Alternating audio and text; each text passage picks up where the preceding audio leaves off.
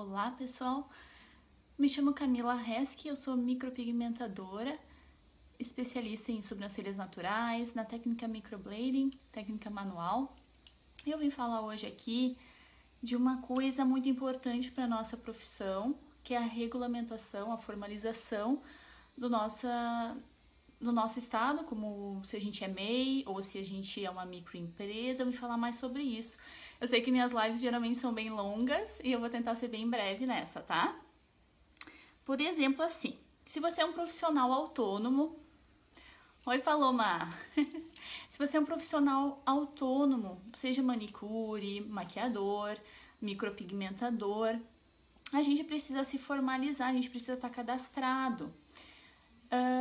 O governo criou o MEI, microempreendedor individual, que é uma categoria maravilhosa, que só traz benefícios para nós, porque a gente pode se tornar então formal na nossa área, pagando uma taxa bem baixa do INSS, que fica em torno de R$50 por mês, e isso vai fazer com que a gente possa se aposentar, que a gente possa ter assistência maternidade, seguro-doença também, né? Então, qualquer coisa que possa acontecer com a gente está segurado pelo INSS. Então, se você ainda não se formalizou, ainda está como um profissional autônomo, sem uma regulamentação, sem estar assim cadastrado, eu aconselho você a se cadastrar no MEI. O MEI pode ser feito direto no Sebrae, tu pode ir lá e eles vão te dar todas as dicas, vão te ajudar a se cadastrar, tu só tem que pagar mensalmente. Mas também tem contadores que ajudam, né? Tu pode falar com o contador e o contador pode te encaminhar, fazer tudo pra ti, se tu não tem tanta prática. E daí também tem uma outra questão assim, ó.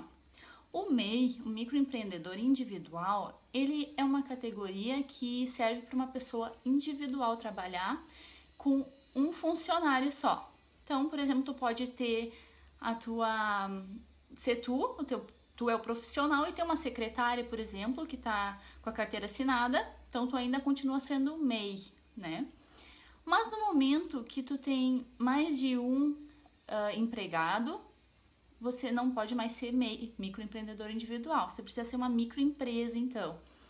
Também tem outra questão, é a questão dos valores que se arrecadam. Quando a gente é MEI, não pode passar de 60 mil por ano de faturamento. Então, isso é uma coisa que a gente tem que também estar analisando, quanto que entra na empresa. Lembrando que o faturamento não é o lucro, não é 60 mil de lucro, é 60 mil que passa de dinheiro na empresa. Isso dá em torno de 5 mil por mês. Então, por exemplo, entrou 5 mil de dinheiro num mês, ou entra 6, vamos fazer de conta que está entrando 6 mil gerando em dinheiro, só que teu gasto é 4 mil reais. Então, isso não importa se teu gasto é 4 mil e tu tá entrando 6 e teu lucro é só 2. Na verdade, isso não importa. Tu já está passando do limite de ser MEI, porque tá girando mais dinheiro mensalmente na sua empresa. Então, o aconselhado e o correto é passar a ser uma microempresa. A microempresa, ela pode faturar até 360 mil por ano. Mas você precisa estar analisando, então, a tua condição, como está funcionando a tua empresa, vendo quanto mais ou menos tem girado de dinheiro, porque às vezes a gente tem uma empresa que tem um funcionário com carteira assinada, mas tem mais um autônomo trabalhando lá e tem girado, então essa quantidade de dinheiro maior, né, do que 5 mil por mês, essa média, a gente precisa estar regularizando isso, né, se transformando para microempresa.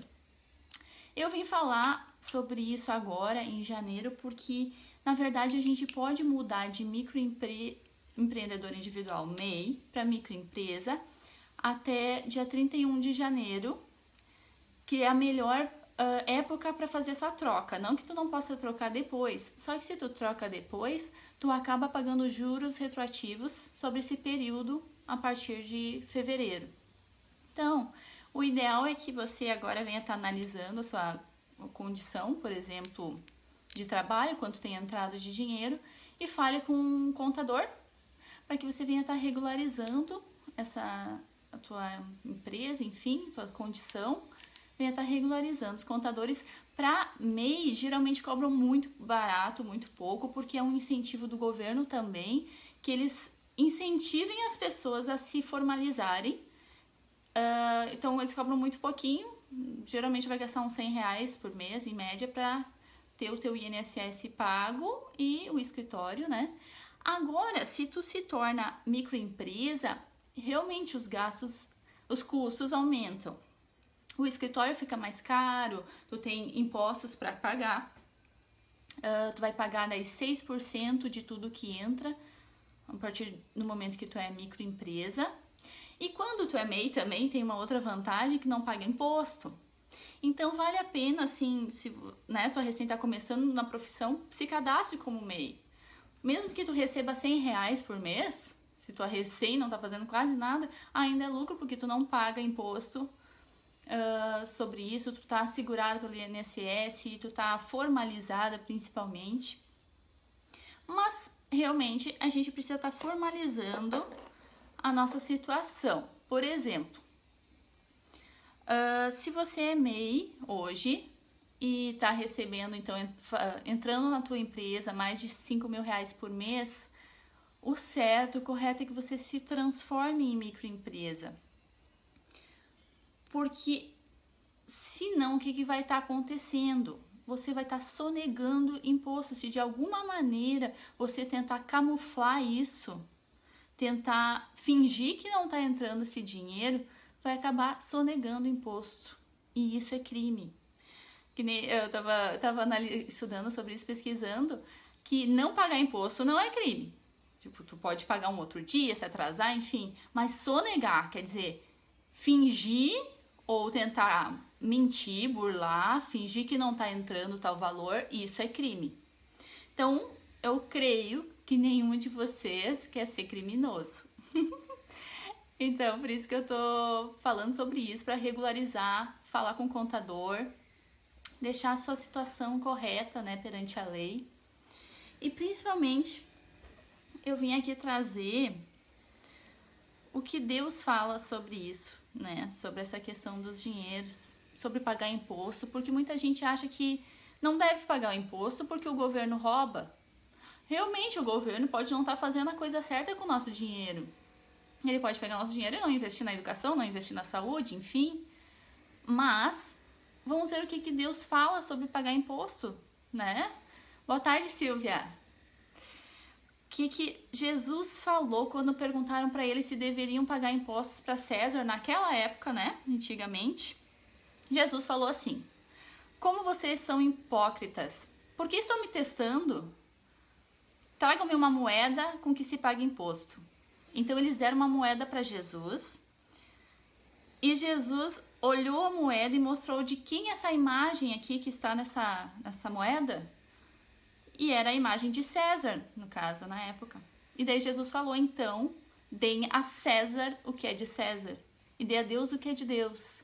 Quer dizer, se o imposto, esse dinheiro é do governo, é de um banco, a gente deve pagar imposto. Mas também, principalmente, porque isso é uma lei. Isso é uma lei, a gente precisa ser submisso às leis. Porque em Romanos 13:5 diz assim: portanto, é imprescindível que sejamos submissos às autoridades, não apenas devido à possibilidade de uma punição, mas também por causa da consciência. Por essa razão, igualmente, pagais impostos, porque as autoridades estão a serviço de Deus. E seu trabalho é zelar continuamente pela sociedade. Dai cada um o que lhe é devido, se imposto, imposto, se é tributo, tributo, e se temor, temor, e se honra, honra. Então aqui, mais uma vez, Deus mostrando que a gente precisa pagar os impostos. Isso é algo bem sério. Eu sei que muita gente não paga os impostos porque acha injusto. Acho injusto pagar imposto. Eu não vou pagar imposto para ladrão, né? Mas aí fica uma outra questão. Por exemplo, tem um assaltante, tá? Que vem, ele é pobre. Ele tá pobre ali, ele não tem condições, a família tá passando dificuldades. E dele acha injusto que alguém tenha mais dinheiro que ele. Ele acha injusto. Como é que uma pessoa tem 2 carros, tem uma casa boa, tem os filhos numa escola boa e eu tenho que morar num barraco com a minha família? Isso não é justo. Então eu vou lá, vou assaltar ele e vou pegar um pouco. Isso não é justo. Aí eu pergunto, isso tá certo? Ele tá certo por pensar assim? Ele tá certo por querer fazer a justiça com as próprias mãos? Não, ele tá errado.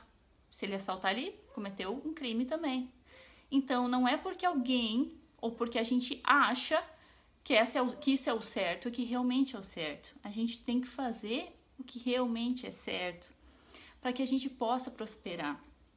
Tem muita gente que não paga imposto também por medo de perder esse dinheiro, né, Silvia? Deus, é verdade, Deus em primeiro lugar, com certeza a gente vai ser próspero. A palavra mostra isso e a Bíblia